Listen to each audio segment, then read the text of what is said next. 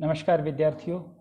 आज हम इस विषय पर चर्चा करेंगे कि विकासशील देशों में पर्यावरण से संबंधित कौन कौन से मुद्दे हैं या कौन कौन सी पर्यावरणीय समस्याएं हैं।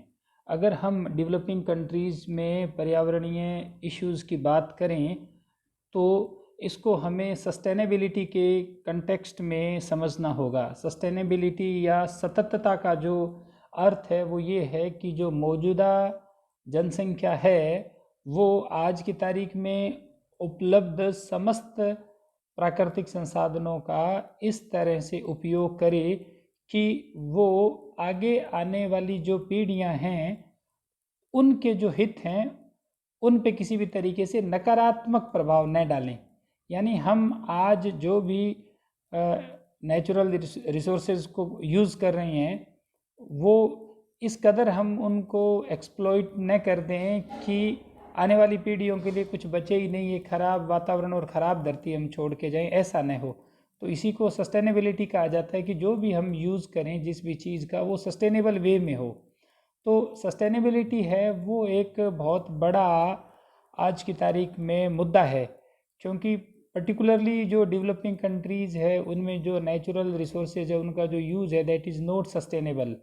और इसी वजह से जो नेचुरल रिसोर्सेज है वो न केवल पॉल्यूट हो रही हैं, डेप्लीट हो रही हैं, श्रिंक हो रही हैं, वरन साथ ही साथ में ये जो अनसस्टेनेबल वे में कंजप्शन का जो पैटर्न है ये लगातार बढ़ता जा रहा है और इसका कोई सिरा या और छोर भी नहीं पकड़ा जा रहा है। तो ये एक बड़ा चैलेंज है कि वो ख़राब तो हो ही रही हैं जो नेचुरल रिसोर्सेज हैं वो, पर वो उनके ख़राब होने का दर है वो घटने की बजाय बढ़ रहा है। तो ये एक बड़ी चिंता है। तो अगर हम एनवायरमेंटल इश्यूज़ की बात करें डेवलपिंग वर्ल्ड में तो यहाँ पे एक जो बड़ा मुद्दा है वो मुद्दा है हमारे यहाँ पे डिफॉरेस्टेशन का। डिफॉरेस्टेशन का जो मतलब है वो ये है कि जहाँ जहाँ वन है, फॉरेस्टेशन कहते हैं वनों को, यानी कोई भी ज़मीन का ऐसा हिस्सा जिस पे हम पेड़ों का झुंड लगा करके और उसे वन में तब्दील करने, जंगल में तब्दील करने, that is known as afforestation या फॉरेस्टेशन। अब जब उसको हम पेड़ों को हटा दें धरती से, जंगल को ख़त्म कर दें, तो वो जो प्रोसेस है वो डिफॉरेस्टेशन कहलाता है। जो विकासशील जितने भी देश हैं उनमें जो डिफॉरेस्टेशन हो रहा है उसके दो मुख्य कारण हैं। एक तो डिफॉरेस्टेशन किया जाता है फ्यूल के लिए यानी ईंधन के लिए, और दूसरा जो डिफॉरेस्टेशन हो रहा है वो हो रहा है एग्रीकल्चर लैंड के लिए, क्योंकि जो आबादी है वो बढ़ रही है तो इसके कारण जो एग्रीकल्चरल लैंड है उसका ज़्यादा से ज़्यादा उसके रिक्वायरमेंट है वो बढ़ रही है, क्योंकि ज़्यादा प्रोडक्शन चाहिए तो ज़्यादा प्रोडक्शन के लिए ज़्यादा लैंड रिक्वायरमेंट है, तो ज़्यादा लैंड के लिए वो वनों को काट करके और साफ़ करते जा रहे हैं ज़मीन को। तो that is a big issue.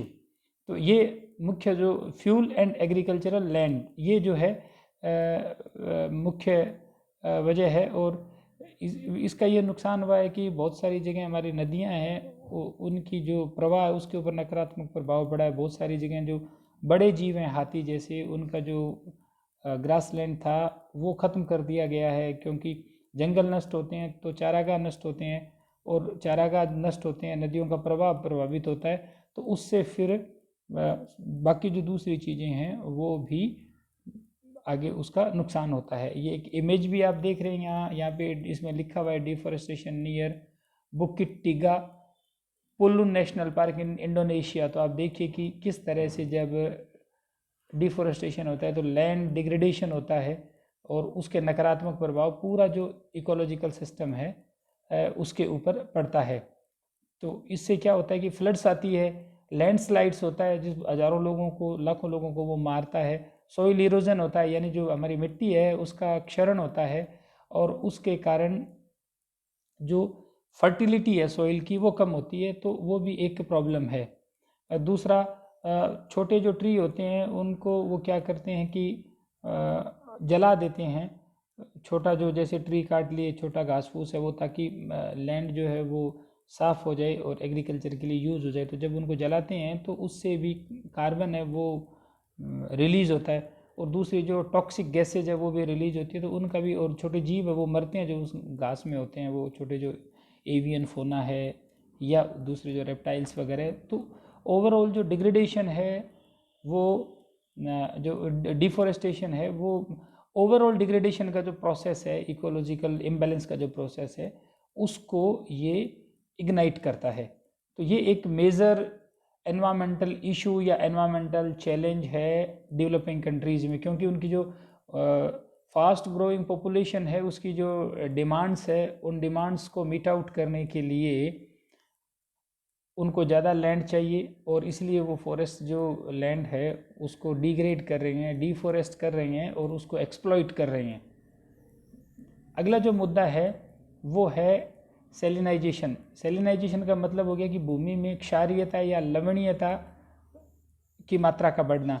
जो ज़मीन की मिट्टी का जो पीएच मान होता है वो 6.5 से 7.5 के बीच में एक आदर्श पीएच मान होता है, तो उससे कम या ज़्यादा होने से भूमि जो है वो एसिडिक या बेसिक लवणीय या क्षारीय हो जाती है, और दोनों स्थितियों में उसके ऊपर फसल नहीं होती है, या होती है तो पर्टिकुलर कुछ फसलें होती है वो भी कम होती है। तो जो उनकी क्वांटिटी जो है और क्वालिटी दोनों जो एग्रीकल्चरल प्रोडक्ट्स की है वो गिर जाती है। तो इस कारण बड़ा एक प्रॉब्लम आता है। तो ये जो सेलिनाइजेशन होता है इसके कई वजह हैं। एक तो ये कि जो अंडरग्राउंड वाटर है उस अंडरग्राउंड वाटर का एक्सेस यूज होने की वजह से उसके साथ में जो हैवी मेटल्स होते हैं वो ऊपर ज़मीन पे आ जाते हैं कुएं के पानी के साथ में, वो ज़मीन को ख़राब करते हैं। आमतौर पे अगर हम इसे बहुत साधारण भाषा में, अगर सरल भाषा में समझें, तो हम जो ट्यूबवेल के पानी से काश्त करते हैं, खेती करते हैं, तो जब पानी खारा हो जाता है तो फिर वो फसलों को प्रभावित करता है। बहुत सारी फसलें वो उग ही नहीं पाती, उगी हुई भी कुछ फसलों को वो पानी जो वो सूट करता है, बाकी फसलों को सूट नहीं करता। तो ये जो है उसकी जो सूटेबिलिटी है वो कम हो जाती है, और वो ज़मीन का जो टेक्सचर है उसमें उसका जो कार्बनिक अंश मिट्टी में होता है उस सब को, सॉइल फर्टिलिटी को वो ख़त्म करता है, हार्ड कर देता है सॉइल को। तो इस कारण से हमारी फसलें प्रभावित होती है। तो ये जो सैलिनिटी बढ़ती है ज़मीन में, वो फिर और दूसरी नई ज़मीन की डिमांड करती है, नई ज़मीन की डिमांड के लिए डिफॉरेस्टेशन किया जाता है। तो ये एक तरह से एक ऐसा चक्र है जो आगे से आगे नकारात्मक चीज़ों को प्रमोट करता जाता है। इसका एक और असर होता है सेलिनाइजेशन जब होता है, वो होता है डेजर्टिफिकेशन, रेगिस्तानीकरण या मरुस्थलीकरण। डेजर्टिफिकेशन के बारे में आमतौर पे अपन ये समझते हैं कि जहाँ पे टीले हैं रेतीली मिट्टी के सैंड ड्यून्स, वो ही इलाका डेजर्ट है, या उसी को हम जो डेजर्टिक लैंड या डेजर्टिफिकेशन कहते हैं। जबकि इसको हमें थोड़ा इन डेप्थ में समझने की ज़रूरत है। Actually desertification is a process that leads towards the unfertility or that leads towards desertify of soil। होता क्या है कि जब हमारी ज़मीन की उत्पादन क्षमता कम हो जाती है, वो एसिडिक या बेसिक हो जाती है, तो उस वजह से उसमें फसलों को उपजाने लायक जो तत्व होते हैं वो असंतुलित हो जाते हैं, और वो असंतुलित होने की वजह से उसकी उपजाऊपन या उसकी उपजाने की जो क्षमता है वो कम हो जाती है। तो उसी को हम डेजर्टिफिकेशन कहते हैं। तो डेजर्टिफिकेशन है दैट इज ए प्रोसेस, ये एक प्रक्रिया है, ठीक है, that leads towards infertility of soil, जो कि जो हमारी मिट्टी है, मिट्टी की जो इनफर्टिलिटी है उसको बढ़ाती है। तो डेजर्टिफिकेशन का मतलब ये नहीं है कि जहाँ टीले हैं वो डेजर्टिफिकेशन। पंजाब जो कि बिल्कुल एकदम प्लेन लैंड है वहाँ भी डेजर्टिफिकेशन हो रहा है। क्यों? क्योंकि वहाँ पे ओवर इरिगेशन की वजह से, वो भी अंडरग्राउंड वाटर के इरिगेशन की वजह से बहुत जगह सेम की समस्या आ गई है। यानी जो मिट्टी के अंदर नीचे से पानी आकर के ज़मीन का और रिसाव होकर के वो पानी वहाँ पे उस मिट्टी में, ज़मीन में भर गया है, और सॉइल का जो कैरेक्टर है वो ख़राब हो गया है। तो ये डेजर्टिफिकेशन है। जब हमारी जो मिट्टी है, मिट्टी की क्षमता है, उपजाऊ क्षमता, वो क्षीण हो जाती है, तो वो मरुस्थलीकरण है। मरुस्थलीकरण का मतलब टीला होना ही नहीं है, मिट्टी की उपजाऊ क्षमता का घटना है, वो कंटिन्यूस हो रही है। तो और सैलिनिटी है वो क्या करती है कि डेजर्टिफिकेशन का जो प्रोसेस है उस प्रोसेस को स्पीड अप करती है। तो जो डिफॉरेस्टेशन को हमने देखा, तो इस जो जितनी भी एनवायरमेंटल इश्यूज़ है उन एनवायरमेंटल इश्यूज़ को हमें स्कैटर्ड वे में या अलग अलग समझने की ज़रूरत नहीं है, उसको हमें एक साथ रख करके देखने की ज़रूरत है, क्योंकि कड़ियाँ हैं जो जुड़ी हुई है। जैसे डिफॉरेस्टेशन होता है तो deforestation that leads to salinisation of soil, and salinisation of soil leads towards desertification of soil, and that also leads towards soil erosion। Soil erosion क्या होता है कि जो जो हमारी मिट्टी है उसमें क्षरण होता है। मिट्टी की जो ऊपर की 5-6 इंच की जो परत है, उसी परत के अंदर सारे फसलों को उपजाने वाले तत्व होते हैं, और हम उसी में बीज डालते हैं। आमतौर पे जो फसलें होती है, उनके पौधे होते हैं, उनकी जड़ें भी इतनी 6-8 इंच तक की जाती है मैक्सिमम, और वो बीज फिर आगे से आगे वो प्रोसेस चलता है, उगता है पौधा, वो अपने पोषक तत्व लेता है अपनी जड़ों के माध्यम से उस मिट्टी से, फिर वो हमें फसल देता है, उत्पादन देता है। तो ये जो प्रोसेस है, जैसे ही ये सैलिनिटी बढ़ती है, डेजर्टिफिकेशन बढ़ता है, तो मिट्टी के अंदर क्षरण शुरू हो जाता है, इरोजन शुरू हो जाता है। तो उस क्षरण की वजह से वो पोषक तत्व है वो धीरे धीरे उनकी लिंचिंग होना शुरू हो जाती है और वो ख़त्म हो जाते हैं। तो वो जो उपजाऊपन है ज़मीन का उसको और कम कर देता है। अगला जो प्रॉब्लम है वो है सैनिटेशन का। सैनिटेशन का मतलब जो साफ़ सफाई, स्वच्छता है। हम देखते हैं कि हमारे यहाँ पे सैनिटेशन एक बड़ा इशू है, और बहुत सारे जो लोग हैं उनको प्रॉपर सैनिटेशन और की सुविधाएं नहीं है, और वो इसीलिए हमें स्वच्छ भारत जैसा अभियान चलाना पड़ा। पहले इसका नाम निर्मल भारत था। तो पुअर जो सैनिटेशन है वो बहुत सारी जो हेल्थ प्रॉब्लम्स है, उन हेल्थ प्रॉब्लम्स को आमंत्रित करता है, इनवाइट करता है। पर्टिकुलरली जो पुअर लोग हैं, गरीब लोग, उनमें ये प्रॉब्लम्स ज़्यादा होती है। हर साल लाखों लोग हैं, पर्टिकुलरली बच्चे, वो पुअर सैनिटेशन की वजह से मारे जाते हैं विकासशील देशों के अंदर। तो ये जो पुअर सैनिटेशन है, that is not only an health issue but an environmental issue also. So it's a big concern to environment. क्योंकि होता क्या है कि जब सैनिटेशन प्रॉपर नहीं होता है तो उससे हेल्थ के ऊपर तो नेगेटिव इम्पैक्ट आते ही आते हैं, साथ ही हमारा जो एनवायरमेंट है उसको भी ये पोल्यूट करता है, नेगेटिवली अफेक्ट करता है। तो इसीलिए सैनिटेशन और क्लीन वाटर को संयुक्त राष्ट्र संघ ने ह्यूमन राइट, मानव अधिकार डिक्लेयर किया था। 2010 का जो साधारण सभा की जो बैठक थी संयुक्त राष्ट्र संघ की, उसके अंदर पर्टिकुलरली इस बात को विशेष रूप से उठाया गया, और एक रिजोल्यूशन है उसको अडॉप्ट किया गया 192 देशों के द्वारा, जिसमें उन्होंने न केवल इस मुद्दे पे चिंता व्यक्त की, वरन उन्होंने ये तय किया कि इसको हम एक मानवाधिकार घोषित करते हैं। और उन्होंने ये तय किया कि हम फेज़ मैनर में जो सैनिटेशन और जो सेफ ड्रिंकिंग वाटर है उस तक जो एक्सेस है आम आदमी की, पर्टिकुलरली गरीब आदमियों की, वो उस एक्सेस को हम इंश्योर करेंगे। तो ये दिखाता है कि कितना बड़ा इशू है। इसीलिए उसके बाद में बायो जो है वो लेट्रिन्स की या बायो टॉयलेट्स की बात हुई कि तो इस तरह के टॉयलेट्स बने। उसको बिल गेट्स फाउंडेशन है ये भी फंड कर रहा है वर्ल्ड वाइड। उसमें ये कहा गया कि इस तरह के टॉयलेट्स बनाएं जिनमें पानी की, क्योंकि पानी जो है वो भी उसकी भी स्कैरसिटी है बहुत सारी जगह। तो बिना पानी के जो मल है उसको इस तरीके से डिग्रेड कर दिया जाए कि वो फर्टिलाइज़र में तब्दील हो जाए, तो वो बजाय बीमारी फैलाने के वो उत्पादकता बढ़ाने के काम में आए। तो उसको रिवर्स प्रोसेस को करने के लिए मैकेनिज़्म है, उस पर भी काम शुरू हुआ है। फर्टिलाइज़र प्रोड्यूसिंग इकोलॉजिकल जो सैनिटेशन टॉयलेट्स है जो फर्टिलाइज़र प्रोड्यूस करते हैं, उनके निर्माण को जो वो प्रमोट किया जा रहा है। और ये एक फ़ोटो है जिसमें दिखाया भी गया है प्रीमिटिव टॉयलेट इंडोनेशिया की है। ये इंडोनेशिया भी हमारी तरह एक डेवलपिंग कंट्रीज है।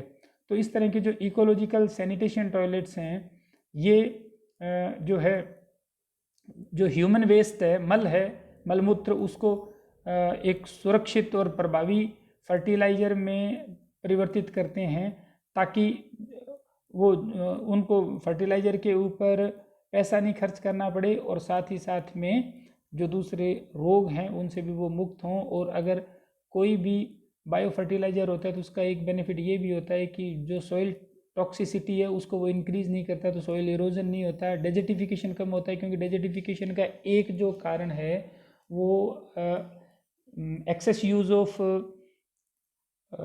केमिकल फर्टिलाइज़र भी है, जो यूरिया डीएपी वगैरह हम डालते हैं, उससे भी हमारी भूमि है वो ख़राब होती है। अगला जो एनवायरमेंटल इशू है डेवलपिंग कंट्रीज में वो है toxic materials and high tech waste. ये जो आप कई बार अखबार में पढ़ते हैं कि अहमदाबाद के बंदरगाह के ऊपर एक जहाज़ आया जो कि ई वेस्ट से लदा हुआ था। तो ये ई वेस्ट क्या होता है, ये हाईटेक वेस्ट, उसी को ई वेस्ट कहते हैं। यानी कंप्यूटर, मोबाइल, टीवी और दूसरा जो इलेक्ट्रॉनिक उपकरण है उन सब का वेस्ट मटेरियल। तो इसमें क्या होती है कि बहुत सारी महंगी धातुओं का प्रयोग होता है इनके निर्माण में।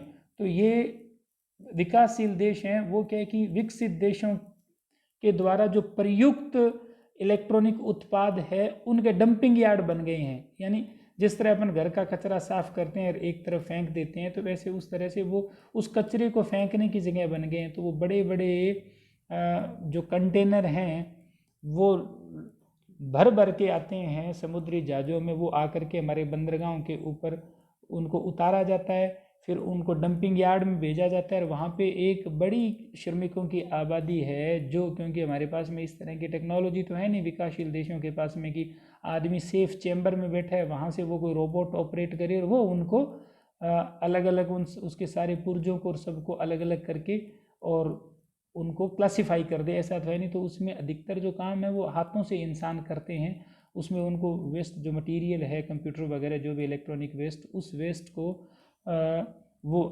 उसको डिसमेंटल करते हैं और डिसमेंटल करके और उसमें से जो जो अलग अलग जो कुछ धातुएं होती है अलग अलग, हालांकि वो जो धातुएं हैं वो काफ़ी टॉक्सिक भी होती है, जहरीले तत्व होते हैं उनमें जो मानव स्वास्थ्य पर नुकसान पहुंचाते हैं।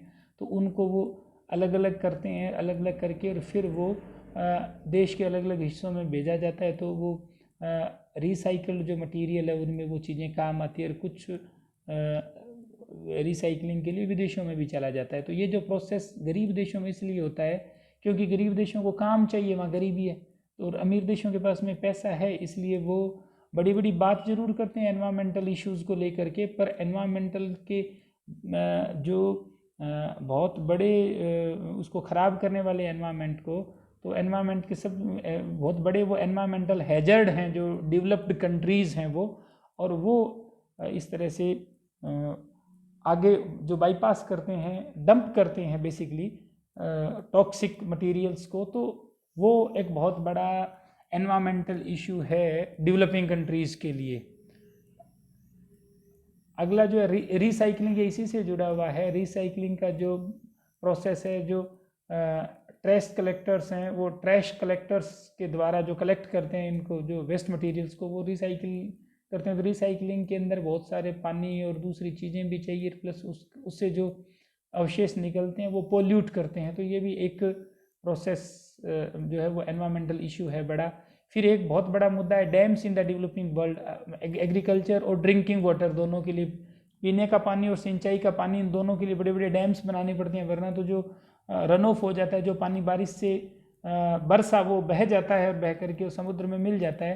तो वो डैम्स इसलिए बनाए जाते हैं ताकि वो पानी को इकट्ठा करके एक तो इलेक्ट्रिसिटी, हाइड्रल जो इलेक्ट्रिसिटी है उसको जनरेट किया जा सके, दूसरा इसलिए कि उससे सिंचाई की जा सके और पीने का पानी। पर जहाँ जहाँ डैम बनते हैं तो वो अर्थक्वेक और वॉल्केनिक एक्टिविटीज़ है उनको तो इनवाइट करते ही हैं, साथ ही साथ में क्या है, वॉल्केनिक इरप्शन के अलावा वो उसकी इकोलॉजी पूरी जो कितना ट्री, कितना दूसरा जो और फ्लोरल फोनल डाइवर्सिटी है वो सारी की सारी डिस्टर्ब होती है, एक सोशल इकोलॉजी डिस्टर्ब होती है उस एरिया की।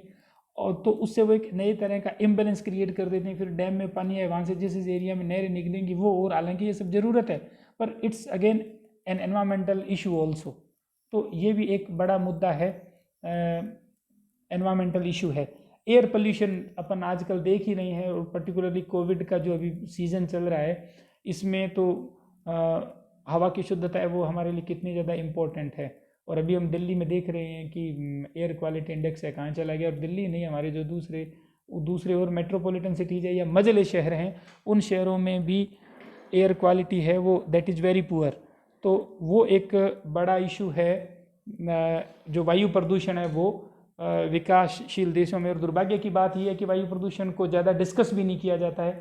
अगर डिस्कस किया जाता है तो भी ये इसी बात का डिस्कशन होता है कि हमारी जो एयर है उसके अंदर डस्ट पार्टिकल्स कितने हैं, कार्बन कितना है और टॉक्सिक गैसेज कितनी है, उसमें ऑक्सीजन लेवल कितना है, इसकी कोई बात नहीं करता।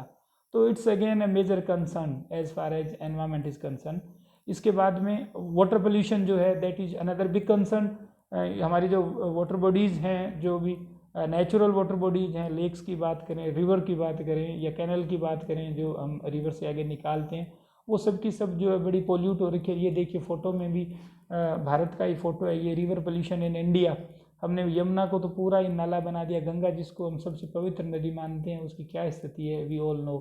तो ये जो जल का प्रदूषण है, ये प्रदूषण सिर्फ कारखानों से ही होता है ऐसा भी नहीं है, मलमूत्र विसर्जन होता है उससे होता है, जो एग्रीकल्चरल एक्टिविटीज़ करते हैं उनसे भी, जो फर्टिलाइज़र हमने डाली, जो पेस्टिसाइड डाला, वो बारिश के साथ में नदियों में जाके मिलता है, तो बीओडी बायोलॉजिकल ऑक्सीजन डिमांड है पानी की, उसको भी वो इम्बेलेंस करता है, दूसरे कई इशू क्रिएट करता है। इसलिए आज हम बहती नदी में सीधा जो है वो पानी ले करके हाथ में चुल्लू भर के और वो हम पी नहीं सकते हैं, और ये लगभग सभी डेवलपिंग कंट्रीज़ में प्रॉब्लम है। तो ये इसीलिए है क्योंकि पानी का जो प्रदूषण है वो एक बहुत बड़ा मुद्दा हमारे यहाँ बन चुका है। तो ये वो कुछ इश्यूज़ थे जो डेवलपिंग कंट्रीज़ में एनवायरनमेंट को लेकर के और डिस्कस किए जाते हैं। अब हम अगर बात करें डेवलप्ड जो कंट्रीज़ है उनमें इश्यूज़ की, तो डेवलप्ड कंट्रीज़ है उनमें ये सब इशू नहीं है। वहाँ पे ओवर कंजप्शन तो ज़रूर है, वहाँ जो बड़ा इशू है वो ये है कि वहाँ जो, हालांकि धीरे धीरे अमेरिका और ये सब क्या कर रहे हैं कि चाइना और इन देशों में धीरे धीरे अपनी मैन्युफैक्चरिंग यूनिट ट्रांसफ़र कर रहे हैं ताकि जो कार्बन एमिशन है वो वहाँ हो। फिर भी उनके यहाँ पे जो लाइफस्टाइल है उसमें उनके ओवर कंजप्शन ऑफ वाटर है। हमारे यहाँ जितना 10 आदमी पानी यूज़ करते हैं उतना वहाँ एक आदमी यूज़ करता है। तो वहाँ जो प्रॉब्लम है वो ये है कि वो जो भी नेचुरल रिसोर्सेज है उनके सबसे बड़े कंज्यूमर हैं, और इसी कारण उनका पर कैपिटा कार्बन फुटप्रिंट है वो हमसे ज़्यादा है। तो कार्बन पोल्यूशन वहाँ ज़्यादा है। हालांकि उनकी जो, हमारे यहाँ तो मुद्दा क्या है कि सही चीज़ों के तक हमारी जो है वो एक्सेस ही नहीं है, जबकि उनके लिए एक्सेसिबल तो सब कुछ है। पर वहाँ मुद्दा ये है कि वहाँ ओवर एक्सप्लॉइटेशन, ओवर यूज़ है, तो उस कारण उनका जो कार्बन फुटप्रिंट है या एनवायरमेंटल फुटप्रिंट है that is very much larger as compare to people from developing countries. तो इस वजह से वो एक बड़ा हैजर्ड है एनवायरनमेंट के लिए। आल्दो जो पर्सनल एनवायरमेंटल जो अफेक्ट है वो उनके ऊपर कम है, हमारे ऊपर वो इफ़ेक्ट्स ज़्यादा हैं। किंतु जो अगर सस्टेनेबल यूज़ की बात करें तो जो डेवलप्ड कंट्रीज़ है उनका जो कंजम्पशन पैटर्न है that is bigger threat to sustainable use of natural resources as compare to developing countries. तो ये कुछ इश्यूज़ थे। अब हम आगे और जो डेवलपमेंट और बनाम डिस्प्लेसमेंट की जो बहस है उसके ऊपर चर्चा करेंगे नेक्स्ट वीडियो में। Thank you.